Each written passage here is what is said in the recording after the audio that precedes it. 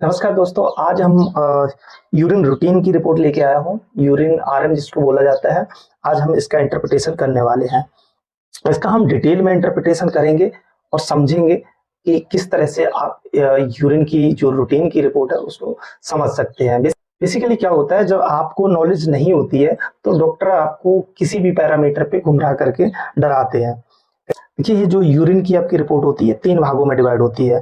पहला होता है आपका फिजिकल एग्जामिनेशन, दूसरा होता है आपका केमिकल एग्जामिनेशन और तीसरा आपका होता है माइक्रोस्कोपिक एग्जामिनेशन। तो ये आपका 3 एग्जामिनेशन इसके बेसिकली होते हैं। फिजिकल एग्जामिनेशन क्या होता है इसको पहले समझिए। जिसको हम फिजिकली देख सकते हैं, जब आप यूरिन देते हैं लैब में तो उसका देखा जाता है, जैसे वॉल्यूम देखा जाता है, कलर, अपीयरेंस यानी कैसे दिखता है, पीएच क्या है, स्पेसिफिक ग्रेविटी क्या है, इनको चेक किया जाता है। तो ये फिजिकल आपके जो एग्जामिनेशन है उसमें आते हैं। अगर हम वॉल्यूम की बात करें तो रैंडम अगर आप जब यूरिन देते हैं तो उस टाइम पे जो वॉल्यूम रहता है वो 50 से 100 ml तक एक पेशेंट का नॉर्मल जो वॉल्यूम होता है वो रहता है। पर वॉल्यूम को हम इसलिए ज्यादा महत्व नहीं देते हैं कि पेशेंट ने कितना यूरिन बाहर पास किया, कितना कंटेनर में पास किया, तो वो पता नहीं चल पाता, इसलिए इसको ज्यादा महत्व नहीं देखते हैं। अगर नॉर्मल वॉल्यूम की बात करें तो 24 घंटे में 600 से 250 ml तक जो यूरिन होता है वो एक स्वस्थ पेशेंट पास करता है। अभी हम नेक्स्ट इसकी बात करें तो नेक्स्ट इसका है आपका कलर। तो कलर में बेसिकली हम क्या देखते हैं, कलर में हम इसका जो नॉर्मल कलर होता है वो होता है आपका पेल येलो। पेल येलो इसका नॉर्मल कलर होता है। ये आप इधर बायो रेफरेंस में देख सकते हैं कि क्या होना चाहिए और रिजल्ट क्या आया है, उसके हिसाब से हम इसको समझेंगे। तो पेल येलो नॉर्मल होता है, इस पेशेंट का भी पेल येलो आया, यानी कलर में इसके में कोई प्रॉब्लम नहीं है। कलर में थोड़ा सा समझ लीजिए, अगर ये पेल येलो की जगह पे डार्क येलो आया होता तो पेशेंट को डिहाइड्रेशन होती। अभी ये पेशेंट नॉर्मल है तो इसका डिहाइड्रेशन यानी पानी की कमी हो सकती है, उसमें ये डार्क येलो आता है। अगर आप में से भी किसी का आता है तो वो पानी ज्यादा पिए। वहीं अगर रेड या पिंक कलर का आपका यूरिन आ रहा है तो उस केस में जो आपका हेमेटूरिया हो सकता है, यानी ब्लड आपका यूरिन में पास हो रहा है, या हो सकता है आपने शाम को बीट रूट या कोई मेडिसिन लिए, उस केस में भी आ जाता है, तो वो आप ध्यान रखिएगा। वहीं अगर आपका ब्राउन कलर का या टी कलर का, जैसे अब टी होती है उस कलर का अगर यूरिन आपका आ रहा है तो लीवर प्रॉब्लम हो सकती है, यानी बिलिरुबिन बढ़ा हुआ आ सकता है, उस केस में होता है। वहीं अगर आपका मिल्की कलर का आ रहा है, यानी व्हाइट आ रहा है मिल्क की तरह, तो उसमें इन्फेक्शन हो सकता है, पस सेल्स हो सकते हैं और फॉस्फेट क्रिस्टल्स हो सकते हैं। तो ये चीजें इसमें कलर में होती हैं। वहीं हल्का अगर ग्रीनिश सा कलर आता है तो वो भी इन्फेक्शन में आता है, स्यूडोमोनास के इन्फेक्शन में वो बेसिकली देखा जाता है। ठीक है, तो आप ये कलर से अंदाजा लगा सकते हैं। नेक्स्ट है अपीयरेंस। अपीयरेंस बेसिकली क्या होता है, अपीयरेंस जो हम ऐसे देखते हैं नॉर्मल वाटर की तरह दिखना चाहिए, यानी क्लियर सा दिखना चाहिए। अगर क्लियर की जगह पे क्लाउडी सा दिख रहा है, उसमें बादल से दिख रहे हैं, हल्के हल्के क्लाउडी टाइप का दिख रहा है, हेजी झाग सी बन रही है, हेजी टाइप का दिख रहा है, तो ये दिख रहा है जैसे इस पेशेंट का क्लाउडी सा आ रहा है, तो इसका अपीयरेंस जो है ना क्लियर नहीं है, तो इस पेशेंट को प्रॉब्लम है, यानी इसको दिक्कत हो सकती है। ये जो अपीयरेंस बिगड़ती है बेसिकली ये पस सेल्स हो सकते हैं, उसमें बैक्टीरिया हो सकते हैं, यानी यूटीआई इन्फेक्शन में ये आपका क्लाउडी सा यूरिन दिखने लग जाता है, तो इसकी संभावना है क्लाउडी इसका यूरिन है तो यूटीआई इन्फेक्शन। लेकिन हम और भी पैरामीटर आगे देखेंगे। यूटीआई इन्फेक्शन क्या होता है, ये यूरिन ट्रैक्ट इन्फेक्शन होता है, जो आपके यूरिन के ट्रैक्ट में इन्फेक्शन हो जाता है, यूरिन पास करने में दिक्कत हो रही है, दर्द हो रहा है, जलन हो रही है, तो इस तरह की दिक्कत आती है, वो यूटीआई इन्फेक्शन होता है। नेक्स्ट है आपका पीएच। यूरिन में पीएच देखते हैं, यूरिन का जो पीएच है वो एवरेजन आपका 6.5 होना चाहिए, 4.5 से 6.5 बोलते हैं इसको नॉर्मली, पर इस पेशेंट का आप देखेंगे पीएच इसका बढ़ा हुआ है। जब पीएच बढ़ जाता है तो उसको हम बोलते हैं अल्कलाइनिक पीएच होता है, तो वो बेसिकली यूटीआई इन्फेक्शन में होता है। तो इस पेशेंट का एक और वो मिल गया कि इसका पीएच भी आपका बढ़ा हुआ है, तो इसको यूटीआई इन्फेक्शन का एक और वो मिल गया कि यूटीआई इन्फेक्शन हो सकता है, तो उसमें आपका पीएच बढ़ जाता है। वहीं अगर पीएच कम आता है, ज्यादा लो आता है, तो एसिडिक होता है, हाई प्रोटीन डाइट या डायबिटिक वाले लोगों में होता है, या किसी पेशेंट को डायरिया हुआ है उसके बाद यूरिन टेस्ट कराता है तो ये आपका पीएच कम आता है, ये चीज देखी जाती है। नेक्स्ट होता है आपका स्पेसिफिक ग्रेविटी। ये आपका 1.005 से लेके 1.035 तक नॉर्मल होता है। तो इस पेशेंट का ये स्पेसिफिक ग्रेविटी है, ये नॉर्मल है।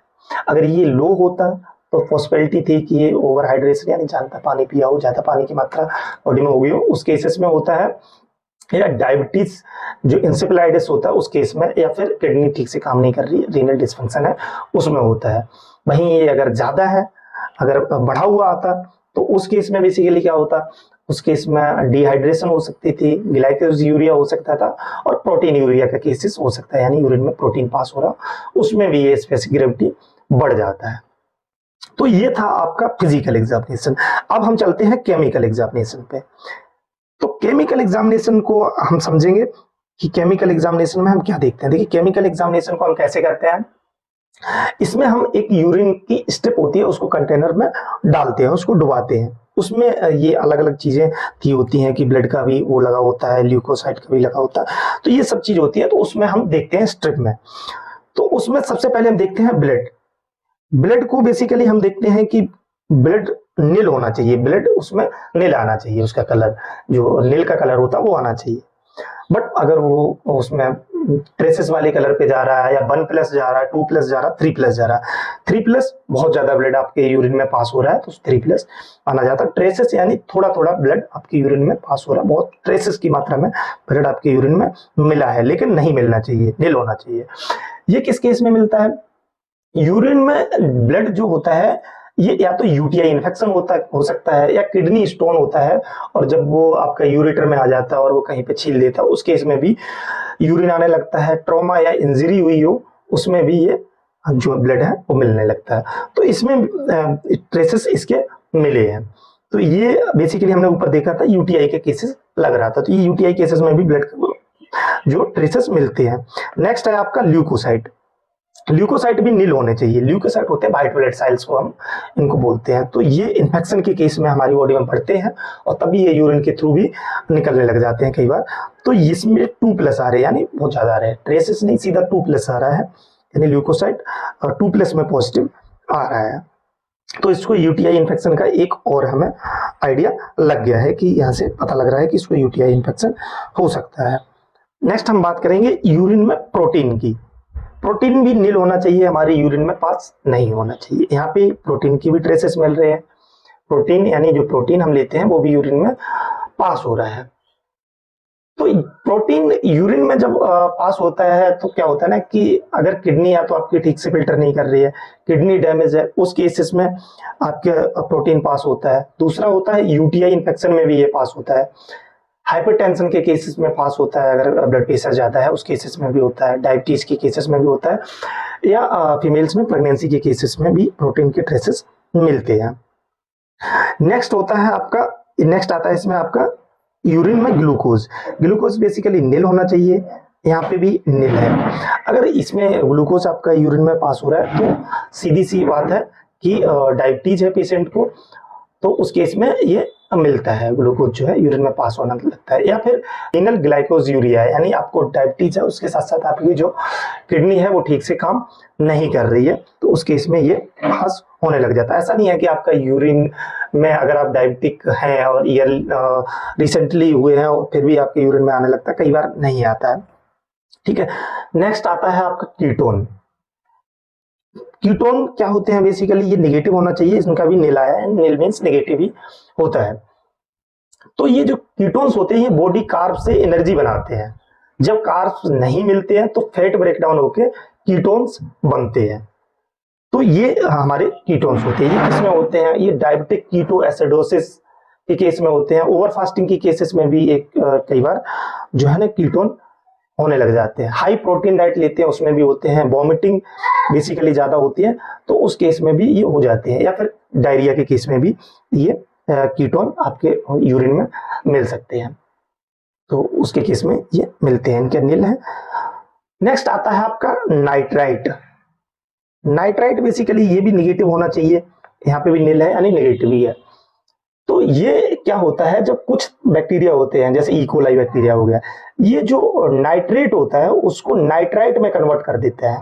बैक्टीरिया है नाइट्राइट में ये कन्वर्ट कर देते हैं, वो यूरिन में जब पास होते हैं उस केस में ये नाइट्राइट पॉजिटिव होता है। अगर नाइट्राइट पॉजिटिव आता है तो स्ट्रांगली आप समझ जाइए कि यूटीआई इन्फेक्शन है, बैक्टीरियल यूटीआई इन्फेक्शन है, बैक्टीरिया की वजह से यूटीआई इन्फेक्शन है। नेक्स्ट आ गया आपका बिलिरुबिन।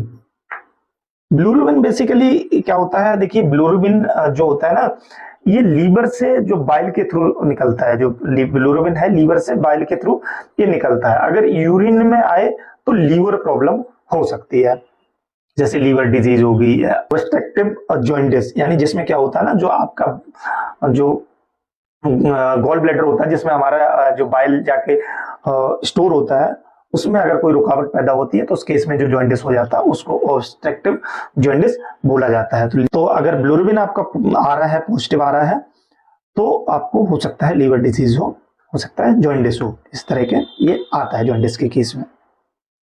अब नेक्स्ट आपका है यूरिबिलिनोजन।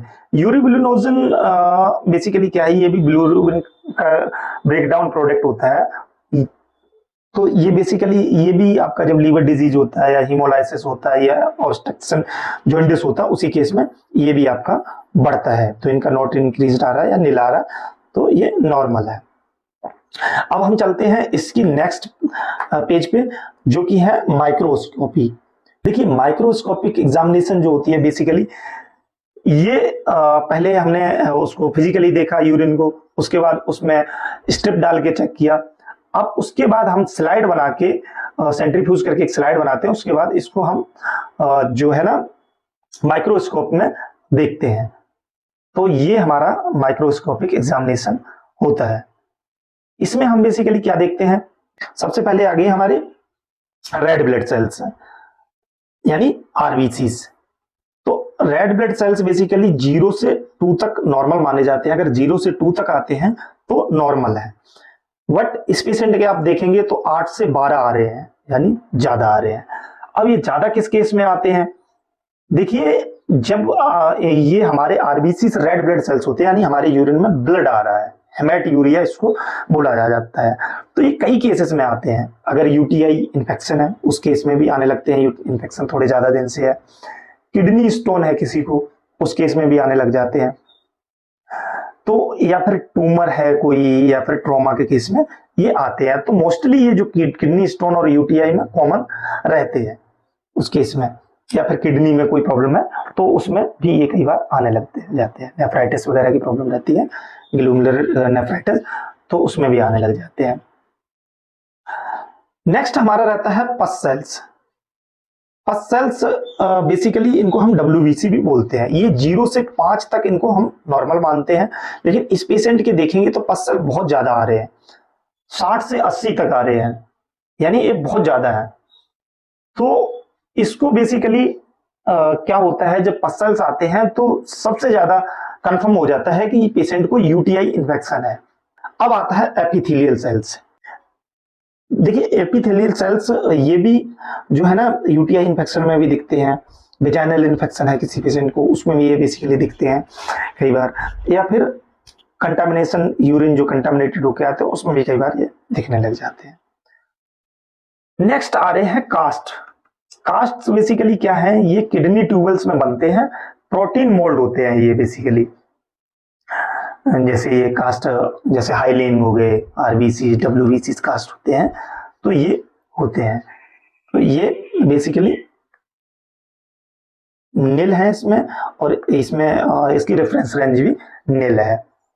तो ये बेसिकली इनको जब ट्यूबुलर डैमेज होती है ना किडनी की, उस केस में ये कास्ट कई बार आने लग जाते हैं। नेक्स्ट है आपके क्रिस्टल्स। देखिए क्रिस्टल्स बेसिकली कई तरह के होते हैं, जैसे यूरिक एसिड क्रिस्टल हो गए, कैल्शियम ऑक्सालेट हो गए, ट्रिपल फॉस्फेट हो गए। तो ये अलग अलग तरह के क्रिस्टल्स होते हैं, ये इसमें नील है। देखिए उसमें क्या होता है, अगर मान लीजिए यूरिक एसिड क्रिस्टल्स आपकी इसमें दिखा रहे हैं कि यूरिक एसिड क्रिस्टल सेंस करके रिपोर्ट में दे रहे हैं, तो आपको गठिया हो सकता है, गठिया की प्रॉब्लम हो सकती है, गाउट की प्रॉब्लम हो सकती है। भाई अगर कैल्शियम ऑक्सालेट दिखा रहे हैं तो हो सकता है आपकी किडनी में या जो यूरेटर है उसमें कहीं पे स्टोन हो सकता है, तो उस केस में ये कैल्शियम ऑक्सालेट आते हैं। भाई आपके ट्रिपल फॉस्फेट भी कई बार स्टोन के केसेस में देखे जाते हैं, तो ये प्रॉब्लम रहती है।